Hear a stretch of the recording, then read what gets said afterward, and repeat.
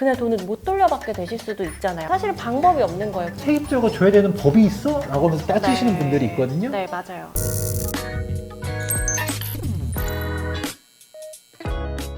안녕하세요. 똑변 김예린 변호사입니다. 안녕하세요. 부동산 주치 김재경 소장입니다. 자, 이제 벌써 세 번째 사연 이렇게 온 것 같은데 사실 이렇게 사연이 많은 줄 저는 몰랐었거든요. 부동산 고민을 함께 이야기할 수 있어서 굉장히 그래도 뜻깊은 시간이 되고 있는 것 같습니다. 하나하나 사건들로는 이야기할 수 있는데 이게 내 사건으로 바라보려 하니까 사실 종합해야 되잖아요. 변호사님과 같이 풀다 보니까 뭔가 진짜 솔루션이 좀 잘 되는 것 같아요. 네. 자, 그러면 우리 세 번째 사연 한번 들어가 보도록 할까요? 부드라 해결법 알려줘.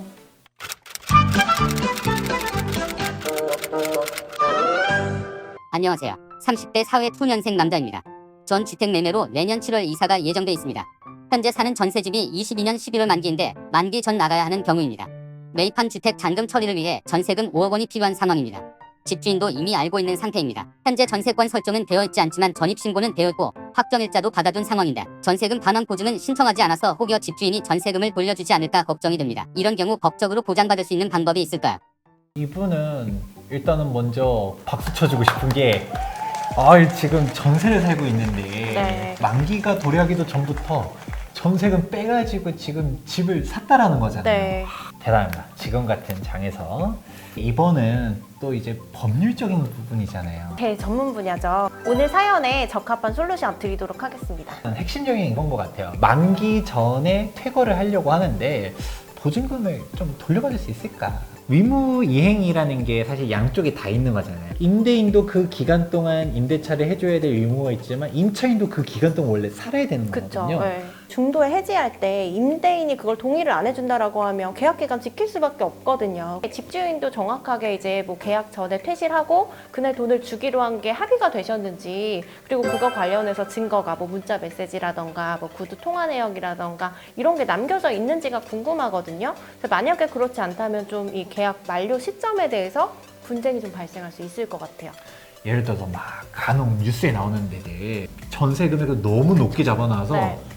전세 나 퇴거할 거예요 라니까 집주인 잠적되고 막 그런 경우에는 우리가 할 수 있는 게 뭐가 있을까요?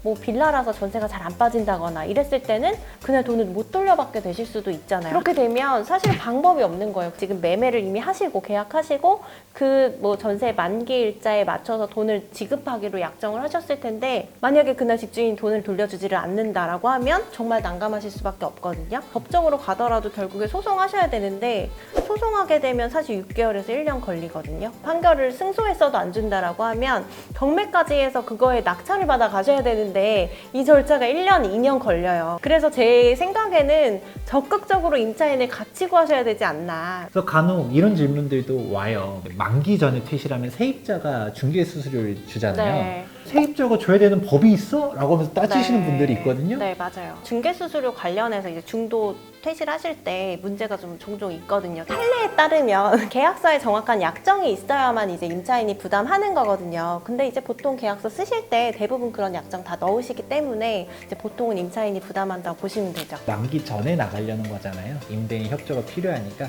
서로 좋게 해결하는 게 좋을 것 같습니다.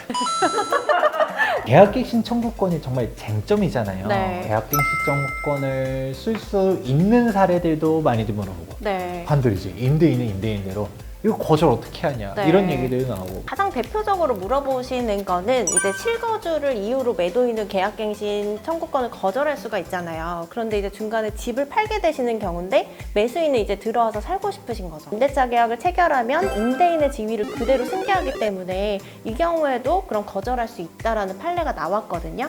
근데 이게 문제는 그 이전에 다른 법원에서는 거절할 수 없다라고 나왔어요. 대법원에 가봐야 정확한 판례가 이제 확립이 되겠죠. 특약에다가 계약갱신 청구권을 안 쓰기로 함 이런 거에 동의했고 만약에 이거 어기면 너 1,000만 원 내야 돼 라는 특약을 적으라고 했는데 임차인 입장에서는 집을 구해야 되는데 집이 없잖아요. 그래서 뭐 그냥 울며 겨자 먹기를 일단 동의한다라고 한 거예요. 이런 경우 이런 특약도 효력이 있나요? 강행 규정이라는 게 있어요. 당사자 간의 합의로도 배제할 수 없는 규정을 말하거든요. 이게 임대차 보호법은 임차인을 보호하기 위한 법이잖아요. 그래서 이 경우에는 이제 뭐 임차인 보호를 위해서 만들어진 법이기 때문에 강행 규정이라고 볼 수가 있어요. 그래서 어쨌든 무효가 되는 거죠. 그래서 나중에 계약갱신 청구권 쓰시면 되는데, 예를 들어서 이런 경우가 있어요.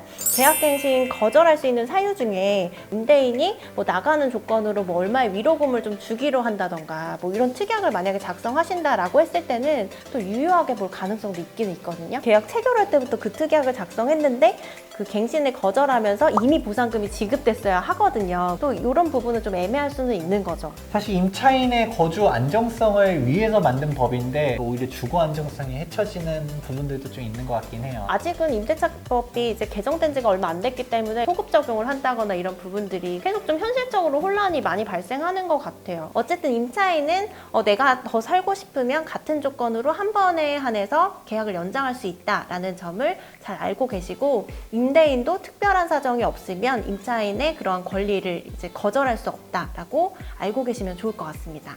법이 좀 명확하게 좀 정리가 돼서 앞으로는 좀 이런 분쟁들이 좀 줄어들 수 있으면 좋을 것 같아요.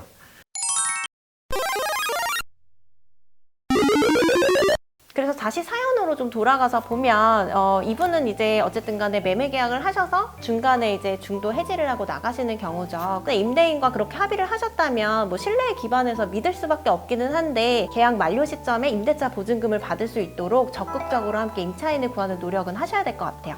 그러면 저희는 다음 사연으로 다시 돌아오도록 하겠습니다. 네, 추가적인 질문이 있다라고 하면 우리 여기 메일로 혹은 댓글로 우리 질문 주신다라고 하면 저희 또 사연 골라가지고 다음에 이렇게 알차게 풀어보도록 하겠습니다.